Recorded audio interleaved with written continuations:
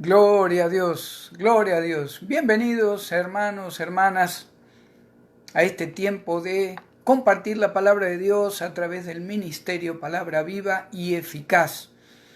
Que el Señor les bendiga, espero que haya sido una buena semana y qué bonito que se recibe la palabra principalmente también en los días viernes, ¿verdad? Algunos de nosotros mañana no tenemos un día tan a lo mejor ocupado con horarios, así que vamos a disfrutar, hermanos, hermanas, la palabra de Dios en esta noche especial.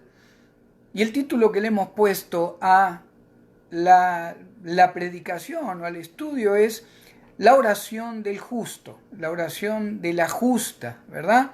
Y vamos a estar viendo lo que significa ser justo o justa delante de Dios, delante del Padre. Así que vamos a leer la Escritura, hermanos, hermanas. Después vamos a orar y vamos a compartir lo que tenemos para el día de hoy. Santiago 5, 16 al 18. Santiago 5, 16 al 18. La oración o el poder de la oración en el justo de Dios. Fíjese lo que dice el versículo 16 de Santiago 5.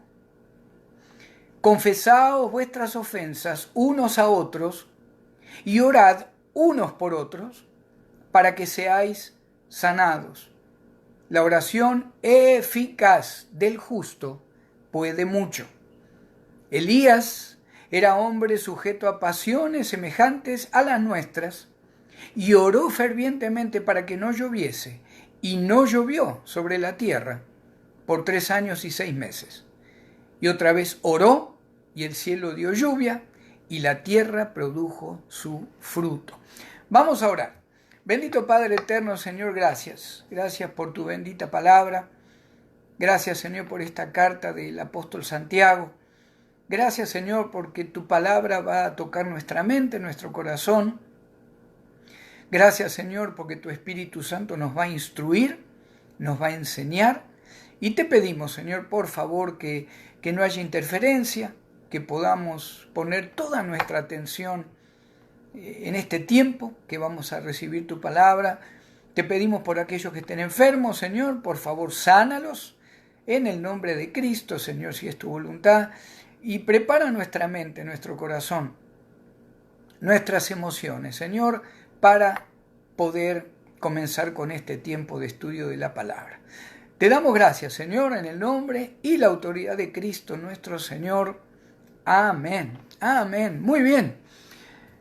¿Qué nos quiere decir Santiago, hermanos, ahí en el versículo 16? Cuando dice confesaos, es un comando en el original en griego. Les comando que confiesen sus ofensas unos a otros y oren unos por otros para que sean sanados. Fíjese que hay dos acciones diferentes en el versículo 16. Primero, el apóstol Santiago, inspirado por el Espíritu Santo, nos está pidiendo que confesemos, que saquemos lo que tenemos dentro si hemos agraviado, si hemos lastimado, si hay algo que usted o yo sentimos que alguien nos ha hecho. Hasta puede ser una ofensa creer que alguien me ha hecho algo y sin embargo la persona nunca a lo mejor pasó por su mente el ofenderme. Pero sí dice Santiago, háblenlo, confiésenlo, entiendan que el Señor quiere que haya una comunión no solo con Él, sino comunión en el matrimonio, en el cuerpo de Cristo, en todo lugar donde el cristiano se mueve. Y después dice, y oren unos por otros, es un comando también, para que sean sanados. Ahora, hoy vamos a hablar un poquito entonces de la sanidad que trae la oración del justo, de aquel que ha recibido a Cristo como Señor y Salvador. Recordemos la palabra del apóstol Juan, allí en Juan 1, 12 y 13. Mas a todos los que le recibieron, a los que creen en su nombre, les dio potestad de ser hechos hijos de Dios, los cuales no son engendrados de sangre, ni de voluntad de carne, ni de voluntad de varón, sino de Dios. Usted y yo entramos dentro del grupo entramos dentro de la categoría de lo que llama el apóstol Santiago la oración eficaz del justo. Usted y yo lo hemos recibido a Cristo como único Señor y Salvador. No hay ningún otro tipo de interferencia entre usted y yo o Dios, entre nosotros y Dios. No ponemos nada en el medio, no ponemos ningún personaje, ni histórico, ni bíblico, ¿verdad? Simplemente Cristo Jesús lo hemos recibido como nuestro suficiente Salvador y nos ha dado la vida eterna. Es lo que la palabra de Dios nos dice. Ahora, volviendo al versículo 16. Ahí donde dice, confesaos vuestras ofensas unos a otros. El verbo, hermanos, primero es un comando. Tenemos que hablar lo que estamos sintiendo, ya sea pedir perdón por algo que hayamos hecho o aclarar lo que está sucediendo entre su alma, entre sus emociones y las de otra persona. Lo podemos aplicar al matrimonio cristiano, lo podemos aplicar a la familia cristiana, lo podemos aplicar a la iglesia cristiana. Lo importante es que ese comando de confesar nuestras ofensas o preguntar o confesar realmente, yo creo que a lo mejor me sentí ofendido por lo que hiciste, podemos hablarlo. Es un comando, pero lo importante también que está en voz media, y al estar en una voz media, un verbo, significa que en cuanto yo decido hacerlo, la acción de alguna manera, hermanos, me va a modificar en mi alma, en mis emociones, en mi espíritu. En cuanto yo confieso una ofensa delante de la persona, pido perdón, o decido o quiero aclarar algo en el amor del Señor con alguien, una división que tengamos, un cambio de opinión, el Espíritu Santo a través de Santiago, en esa sola palabra confesaos, me está diciendo, del momento que decidiste confesar esa ofensa o aclarar las cosas con tus hermanos, hermanas en la fe, con tu esposo, con tu esposa, con tus hijos, del instante que decidiste modificar esa conducta y hablar, la acción te va a modificar de alguna manera en tu vida espiritual. La confesión y la intercesión, tú por mí, yo por ti, un grupo por otra persona, un grupo por otro grupo, aclarando las cosas, confesando cuando algo ha salido fuera de lugar, ¿no? O se ha hecho o hablado de una manera que no era espiritual. La confesión y la intercesión va a provocar perdón, va a provocar restauración, va a provocar sanidad del alma y también, hermanos, aunque nos parezca mentira, la sanidad del cuerpo. ¿Cuántas veces encontramos que si por años una persona ha guardado rencor, aún como cristiano, hemos encontrado en la consejería bíblica situaciones donde personas que no quieren perdonar, a lo mejor la ofensa ha sido demasiado grande, no quieren perdonar, pastor, yo quiero perdonar pero me cuesta, o yo creo que perdoné pero vuelve el rencor, vuelve la amargura. ¿Cuántas veces un pensamiento así o una actitud así, hermanos, en el alma provoca el quebrantamiento del cuerpo, provoca problemas físicos? Ahora, cuando dice confesad vuestras ofensas unos a otros, si hay algún amigo o amiga católica que nos está mirando o nos mire en el futuro, yo tengo que aclararle que este comando no aplica a la doctrina totalmente antibíblica de tener que ir delante de un hombre que es igual o peor o mejor o lo que sea, pero tiene pecado igual que yo. No habla la Biblia de ir con determinadas personas porque fueron ordenados por cierta iglesia y debemos decir todo lo que sentimos y ahí esa persona nos dice lo que tengo que hacer supuestamente para tener más beneficio delante de Dios. Si usted y yo hemos recibido a Cristo como Señor y Salvador, el beneficio eterno ya lo hemos recibido en Cristo. Dice la palabra de Dios que no hay nada que nos puede alejar del amor de Dios que es en Cristo Jesús, Señor nuestro.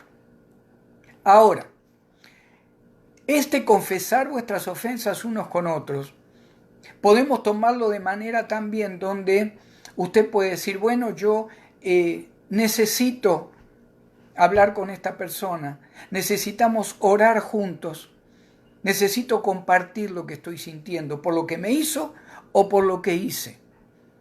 Es una acción que debiera desarrollarse entre hermanos como forma de mantenerse en los caminos espirituales. Esto es importantísimo en la iglesia de Cristo. Es importantísimo. Si todos decidiéramos decir, Señor, yo desde hoy, si tengo algo contra alguien, pero no pasa de esta semana que yo lo voy a hablar, yo voy a pedir perdón si lastimé, pero también voy a pedir y compartir que a lo mejor me han lastimado. Quiero aclararlo, quiero que oremos juntos los unos por los otros. Esa es la manera en que toda la iglesia de Cristo, cada familia, cada persona, crece espiritualmente. Ahora, lo podemos también relacionar con quién vamos a orar. ¿Cómo vamos a pedir perdón? Supóngase que usted no tiene posibilidad de pedir perdón algo que ha hecho contra alguien, no tiene posibilidad de hacerlo. A lo mejor la persona ya murió, la persona está lejos, no quiere hablar, lo que fuera. De alguna manera, podemos también buscar un compañero de oración. Varón con varón, mujer con mujer. Hermano, hermana en Cristo, no cometa el error, aunque usted esté soltero o soltera, o divorciado o divorciada, o lo que fuera, no cometa el error de reunirse a orar con alguien, y claro que todo empieza de manera espiritual, pero la palabra nos pide que seamos astutos también, ¿verdad? Que apliquemos la palabra de Dios. Usted puede buscar un compañero varón, o una compañera, mujer con mujer, para darse idea o hablar espiritualmente, confesar lo que están sintiendo y de esa manera crecer en la responsabilidad cristiana. Desde ya también la palabra acá nos dice que esto no significa que hay que reunirse para criticar o para murmurar. Usted encuentra un compañero o compañera de oración donde cada tanto, cada 2 meses, 3 meses, 6 meses, hay una reunión, se ora, se comparte lo que se está viviendo, si hay necesidades, si hay a lo mejor amargura contra alguien, contra una situación del pasado. Ese compañero, esa compañera espiritual, hace que la sanidad, muchas veces emocional y espiritual, comience a llegar a la persona. Puede ser entre matrimonio cristiano. Qué importante que es, ¿verdad? Cada tiempo, a lo mejor reunirnos con la esposa, o estar con la esposa, el esposo, y hablar claramente, pedir perdón, ¿verdad? Claro que el primer perdón es delante del Señor, por supuesto. Primera de Juan 1:9, ¿verdad? Él es justo, Él es fiel, Él es el único que nos perdona cuando nos arrepentimos de haber hecho algo que estaba fuera de su palabra, algo que me ha lastimado, algo que ha lastimado a alguien. Pero es importante tener a alguien con quien orar, alguien con quien decir, yo confío en esta persona, que cuando yo comente lo que necesito, lo que estoy sintiendo, va a orar por mí, no va a divulgar algo íntimo, no va a estar a lo mejor trayendo, ¿verdad?, en otros lugares crítica o murmuración. Así no crecemos espiritualmente. No es lo que nos está pidiendo Santiago ahí. Nos está pidiendo responsabilidad cristiana. Si alguien nos pide reunirse con él o con ella, si es mujer, ¿verdad?, para compartir algo, para pedir perdón por algo que ha hecho, para pedir oración o intercesión. Lo importante, que usted y yo, si tenemos o queremos buscar ese compañero o compañera espiritual, que sea alguien espiritual. Como decíamos antes, que sea alguien que busque de Dios. Que sea alguien que conozca la palabra de Dios. 3 requisitos. Que busque de Dios, que conozca la palabra de Dios y que sirva a Dios, ¿verdad? Muchas veces también en la consejería escuchamos situaciones donde, pastor, alguien me orientó de esta manera, y uno sabe que a lo mejor esa persona que orientó o que aconsejó ni se congrega, ha cambiado por 20 iglesias, no respeta autoridad. Entonces, si usted puede buscar a alguien en su iglesia, en su grupo cristiano, donde usted pueda encontrarse con alguien para orar, para confesar, no porque tenga que confesar para que Dios la perdone. La confesión delante de Dios es personal, es en el nombre de Cristo y Dios nos perdona. Claro que tenemos que tratar y debemos cambiar de dirección de lo que sentimos que es pecado. Pero acá también está hablando, hermanos, de sanidad emocional. Está hablando inclusive, como decíamos, de sanidad física. Por eso después Santiago habla de la oración eficaz. Un poquito antes, fíjese en el versículo 14, 5:14, Santiago dice, ¿está alguno enfermo entre vosotros?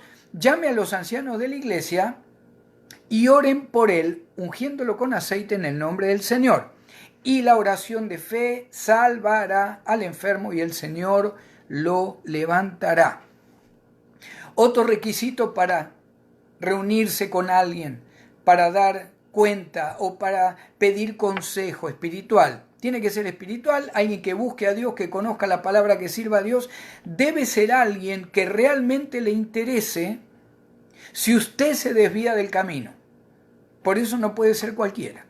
Por eso tenemos que tener tanto cuidado con quién nos ponemos bajo una cobertura espiritual. Es muy importante. Tiene que ser alguien que realmente diga, yo quiero orar, yo quiero escuchar a esta persona, mi hermano, mi hermana, yo quiero que el Señor lo bendiga, yo quiero que el Señor la sane, yo quiero que le ayude a dejar este vicio, yo quiero que restaure su matrimonio. No alguien que usted de repente cuando dijo chau y la persona cerró la puerta y dijo, menos mal que se fue, ya tenía que ir a comer. Esa no es una persona espiritual, a esa persona no le va a importar, aún como hermano o hermana en Cristo, si usted o yo nos desviamos del camino de Dios. Cuando Santiago dice confesad vuestras ofensas, también se aplicaba en la iglesia primitiva con la disciplina corporativa. La disciplina corporativa. Amén. Entonces, versículo 16. Confesad vuestras ofensas unos a otros, orad unos por otros, para que seáis sanados. La oración eficaz del justo puede mucho.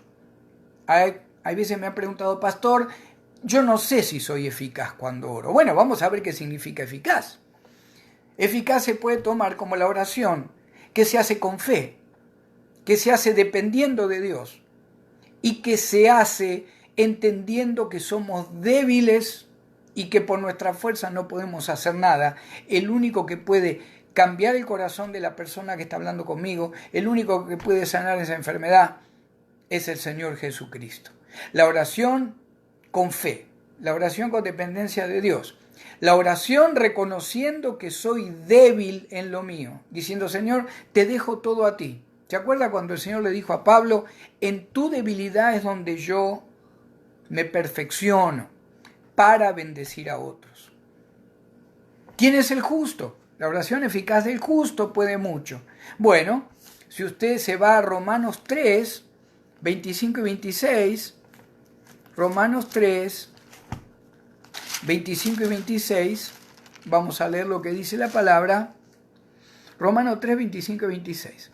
A quien Dios puso como propiciación por medio de la fe en su sangre, por supuesto Jesucristo, para manifestar su justicia a causa de haber pasado por alto en su paciencia los pecados pasados, tuyos y míos, con la mira de manifestar en este tiempo su justicia, a fin de que Él, Cristo, sea el justo y el que justifica al que es de la fe de Jesús.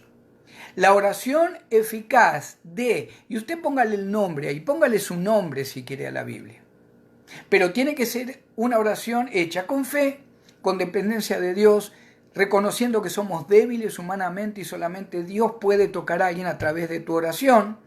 Debemos buscar de Dios, debemos conocer la palabra, debemos estar sirviendo a Dios, debemos querer ser más espiritual y reconocer que estamos mejor ahora que antes. Si usted o yo nos ponemos en esa categoría, usted puede poner en su Biblia la oración eficaz de María o la oración eficaz de Pedro o de Juan o de José.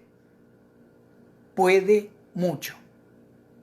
Cualquiera de nosotros, hermanos, bajo estos requisitos, usted abre su boca y sale bendición. Usted abre su boca y si es voluntad de Dios puede haber sanidad.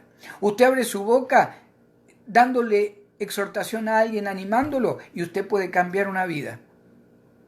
Por eso dice Santiago, confesad vuestras ofensas, pero también después dice, y orad, es un comando, unos por otros para que seáis sanados.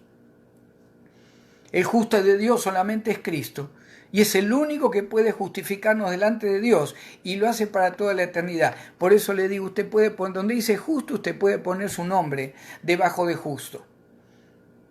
El poder de la oración es directamente proporcional, hermanos, a nuestra posición como hijos de Dios. Nosotros somos hijos del Dios verdadero, del Dios creador, el Logos, la palabra creadora. El Padre, el Hijo, el Espíritu Santo. No hay otro Dios fuera de mí, dice Jehová en el Antiguo Testamento.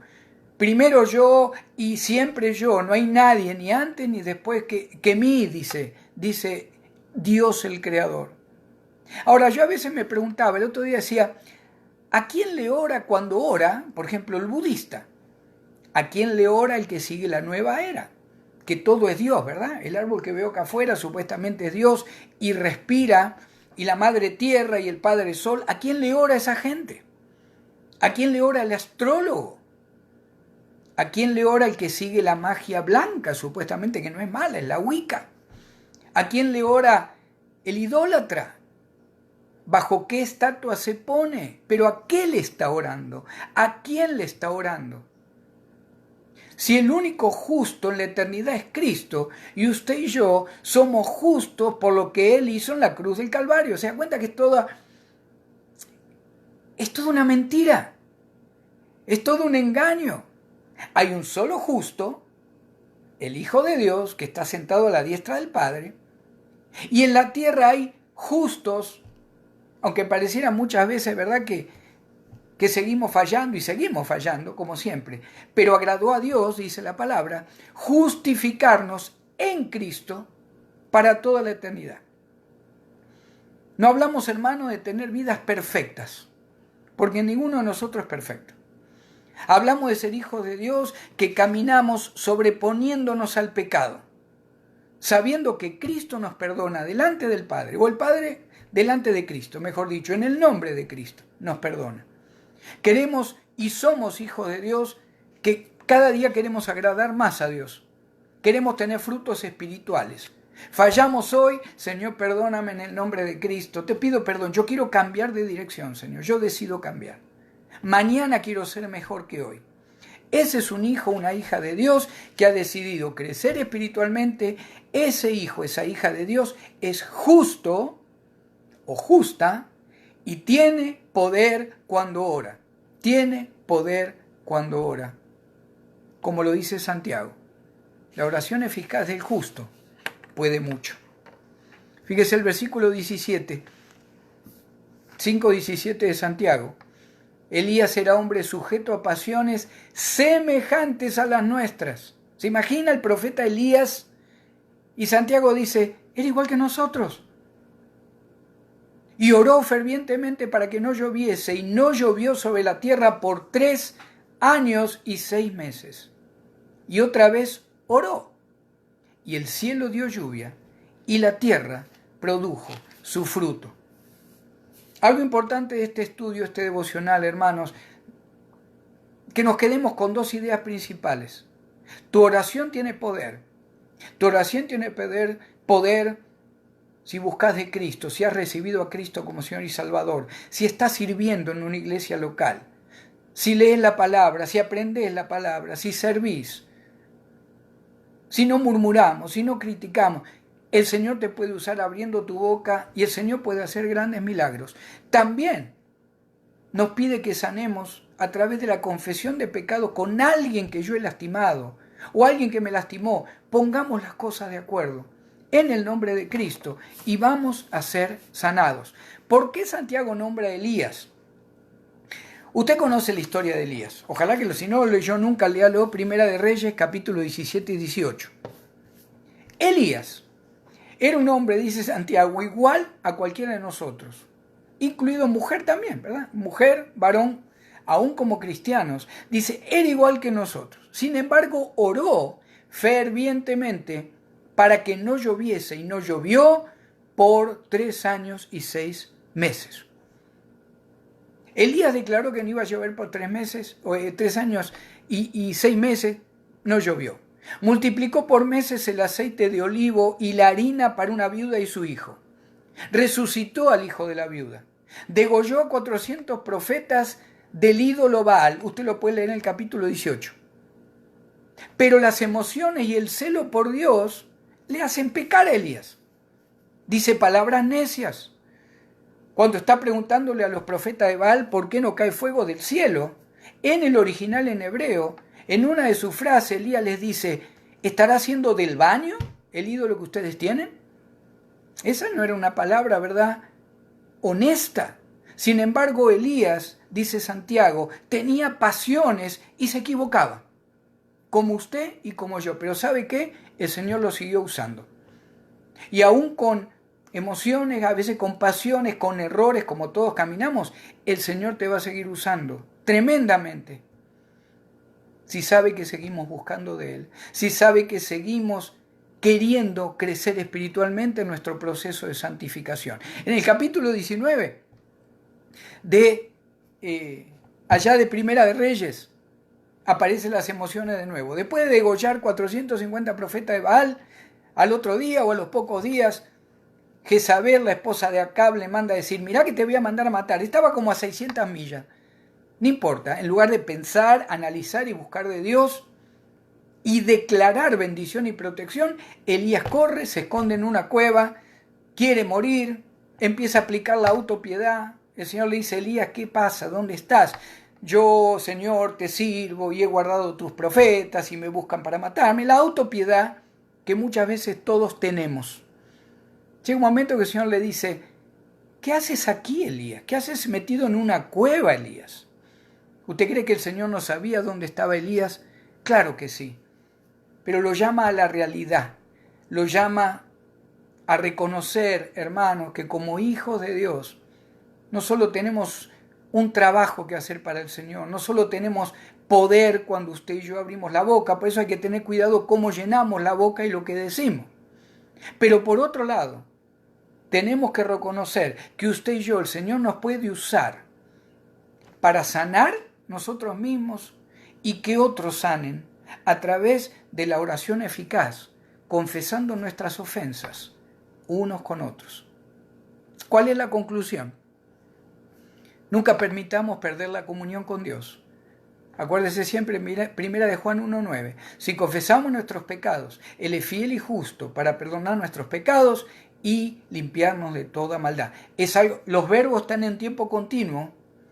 Él lo inicia, la acción de perdonarnos siempre, Cristo, delante del Padre, y es una acción que no para. Por eso hay que pedir perdón constantemente. Segundo, siempre tengamos a alguien para compartir lo que sentimos y estamos viviendo. Que sea una persona igual o más espiritual que yo. Alguien que le importe si yo fracaso en las cosas de Cristo. Oremos unos por otros también con fe, con dependencia de Dios por restauración, por sanidad, por milagro, y también que lo hagan por nosotros. No tengamos miedo, hermanos, de abrir la boca en el poder de Cristo. En el poder de Cristo. No tengamos miedo de abrir la boca. Nunca creamos la mentira de Satanás de que hay veces que perdemos nuestra posición como hijos de Dios. Hoy pensé mal en esta área, entonces, ¿cómo voy a orar por tal persona? Dios no me puede usar. Esa es una mentira de Satanás. Somos hijos del Rey de Reyes y Señor de Señores, y nada ni nadie en la eternidad, hermanos, puede cambiar esa realidad espiritual. Amén. Vamos a orar. Bendito Padre de la gloria, gracias. Gracias, Señor, por tu bendita palabra.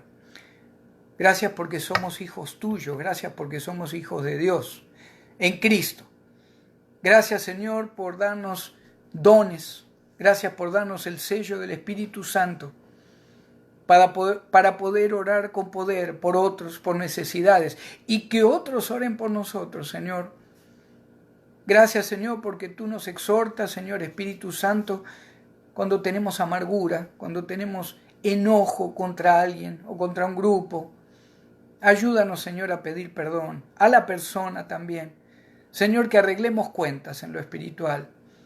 Por favor, Señor, que nada detenga nuestro crecimiento espiritual, que sigamos corriendo la carrera, Señor, cristiana, como tú nos pides en tu palabra, en todo el Nuevo Testamento, Señor. Te amamos, te exaltamos, Padre, te exaltamos, Hijo, te exaltamos, Espíritu Santo de Dios, y bendito Padre, en el nombre de Jesús, tu Hijo amado, nuestro Señor, te pedimos todo esto. En Cristo Jesús. Amén y amén. Bendiciones, hermanos. Que Dios les bendiga. Cristo vive.